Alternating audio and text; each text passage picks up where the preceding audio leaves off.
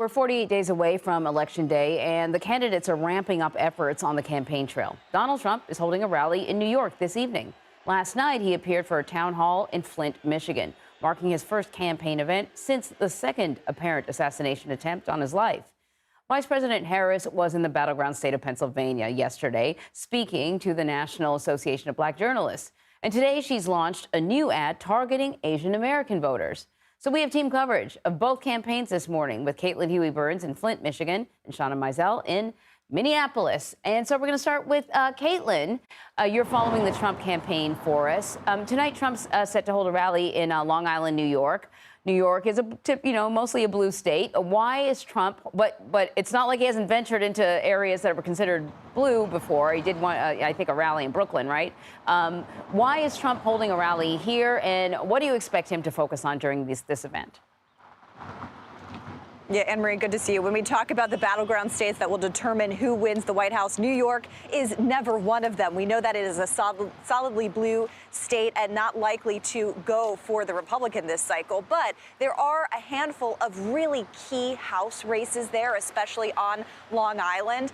If you think back to the midterms in 2022, those House races determined who won control of the House. Republicans won a bunch of seats, and that helped them win over control of the House. It's such a slim margin in the House, so those seats will be critical this time around. Trump also likes to go to bluer areas to try and show support in kind of not friendly territory. So that's also part of the messaging here. But bottom line is that the campaign is continuing on business as usual, really adamant to get back out on the trail in light of that second apparent assassination attempt just about 3 days ago. And so they're continuing all planned events going forward. So in regards to that apparent attempt on his life, last night, Speaker Johnson spoke about wanting more security detail for Trump. I want to play a little of that sound.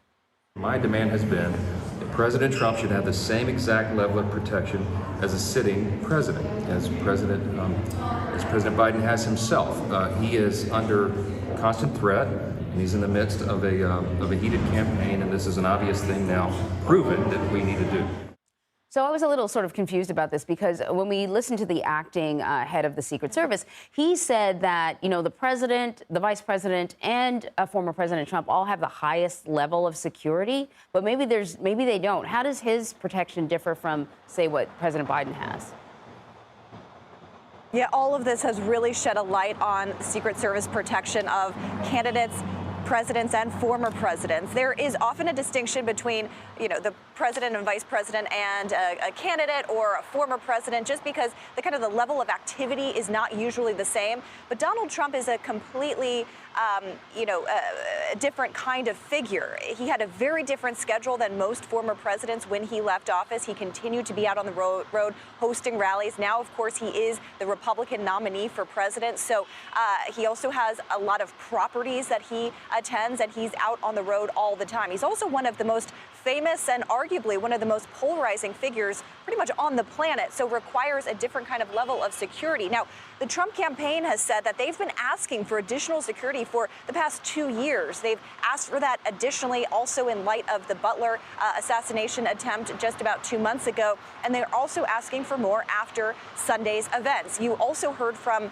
President Joe Biden saying that he would like former President Trump to have all the security that he needs, that he should have more. There is a question of resources and also budget. Congress right now is debating a budget bill on Capitol Hill and a must-pass spending measure before the government shuts down at the end of the month. So this could be increased funding could be included in that measure. And you've seen lawmakers from both sides of the aisle say that they're considering that. All right, Caitlin, thank you very much. And now I want to bring in Shawna Mizelle. You are following the Harris campaign for us from Minnesota, Shawna. So Harris is speaking to the Congressional Hispanic Caucus Institute's Leadership Conference today. The appearance is tied to the National Hispanic Heritage Month. What types of appeals, though, has she really been making to Hispanic voters? Good morning, Anne-Marie. Great to be with you again. We've seen Harris and her campaign really attempt to meet Latino and Hispanic voters where they are.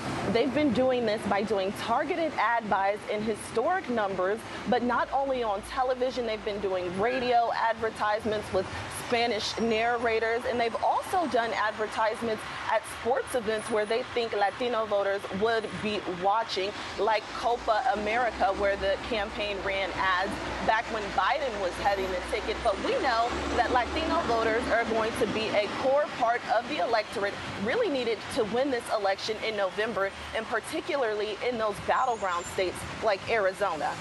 And Harris is also set to speak virtually to another key group, young adults. What can you tell us about her campaign's efforts to court this group, and have they been effective? The campaign just this week announced a new effort to engage with young voters.